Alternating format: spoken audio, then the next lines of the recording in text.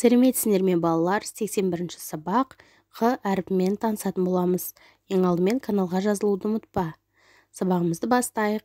Сонымен балалар, бүгінгі тақырыбымыз Қ әрпі екен. Х әрпін бірге қайталайық.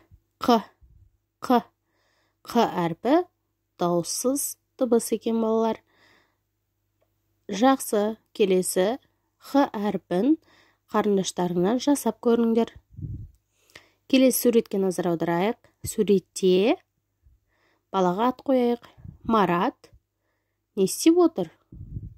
Марат хат жазып отыр.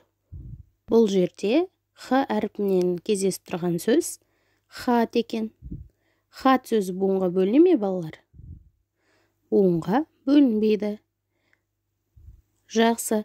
Келесі қарамен жазылған сөздерді буынға бөліп және тұтастай оқимыз. Хан, хор, халық, хабар, хоккей, шахмат, емхана, кітапхана. Жақсы балалар.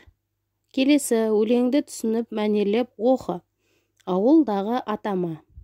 Сәлем ата құрметті, сау саламаттыңсыз ба? Өзім жаздым бұл бетті, іштей сезіп тұрсыз ба? Тырнақ алды қатымды, сізге жолдап отырмын. Алып сіздің ақылды, үнемі үздік оқырмын. Сонымен өлеңді кім жазған екен?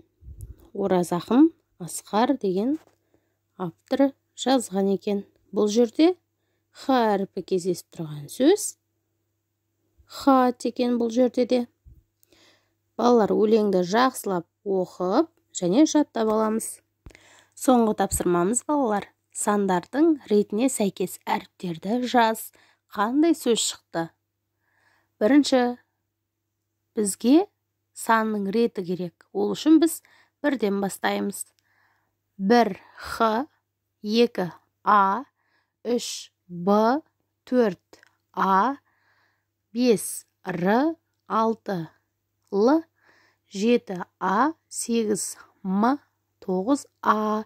Сонда хабарлама деген сөз шығады екен балалар. Жақсы, сау болыңдар балалар. Каналға жазылуды ұмытпаңдар.